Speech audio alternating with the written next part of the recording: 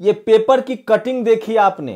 देश के 71 के योद्धाओं ने, भारत पाकिस्तान जब युद्ध हुआ था और जब बांग्लादेश बना था, उसके योद्धाओं ने प्रधानमंत्री मोदी पर सवाल उठाए हैं। दरअसल दिल्ली के इंडिया गेट पर एक वॉर मेमोरियल ज्योति जलता था, जिसको मोदी जी ने बुझा दिया है और उसको शिफ्ट कर दिया है वॉर मेमोरियल में। अमर जवान ज्योति की लौ को वॉर मेमोरियल में शिफ्ट किया गया है। इसके खिलाफ योद्धाओं ने मुहिम शुरू कर दी है।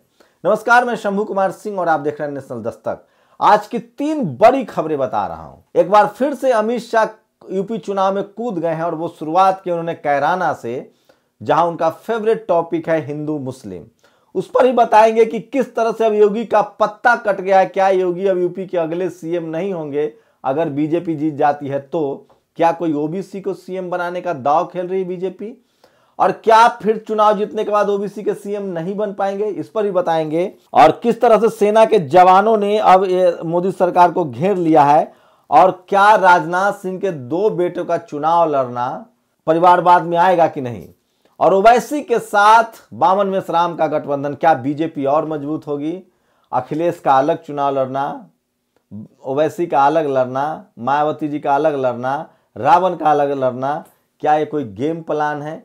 क्या करेगा बहुजन समाज? इस पर ही बात करेंगे। लेकिन सबसे पहले बात अमर जवान ज्योति मशाल की।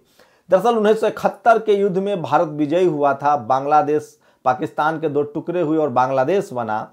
उसी की याद में अमर जवान ज्योति जल रहा था 1972 से। अब उसको सरकार ने यह कहकर बुझवा दिया है कि हम 2 अमर जवान ज्योति को मेंटेनेंस नहीं कर सकते। और वॉर मेमोरियल जो बना था, जो लॉ वॉर मेमोरियल जो एक मोदी जी ने बनवाया है, वहां पर उसको शिफ्ट कर दिया गया। दोनों ज्योति को एक साथ मर्ज कर दिया गया है। इसको लेकर उस समय के 1965 और 71 युद्ध में शामिल एयर वाइस मार्शल कपिल काक इसे भयानक भावनात्मक तौर पर देखते उन्होंने कहा कि इतिहास की, हमारे कल्चर की और भावनाओं की बात है। इसको लेकर जवानों में गुस्सा है, नाखुशी है। कल विरोध प्रदर्शन भी हुआ था, लेकिन सरकार को कहां फर्क पड़ने वाला है। दूसरा वीडियो है, अमित शाह ने कैराना से शुरुआत की और वही जय श्री राम।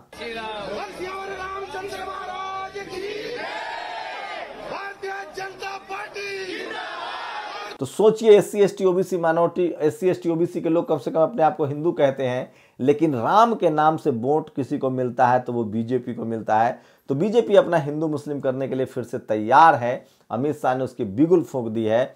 अब सोचना है उन छोटे छोटे उन पार्टियों को जो बहुजन आइडियोलॉजी की पार्टी है कि उनको राम के नाम से क्या वोट मिलेगा कि नहीं मिलेगा। इसलिए मैं बार बार कहता हूं कि जिस तरह से बीजेपी गैर मुसलमानों को टिकट नहीं देती है, जिस दिन अखिलेश, मायावती, आरएलडी या रावण, ये सब लोग ने अगर सवर्णों के बगैर टिकट बांटना शुरू किया, अगर वो धर्म की राजनीति कर रहे हैं, अगर ये संविधान की राजनीति शुरू कर दें, एससी एसटी ओबीसी माइनॉरिटी के लोग एकजुट हो जाए, तो इनकी जीत तय है।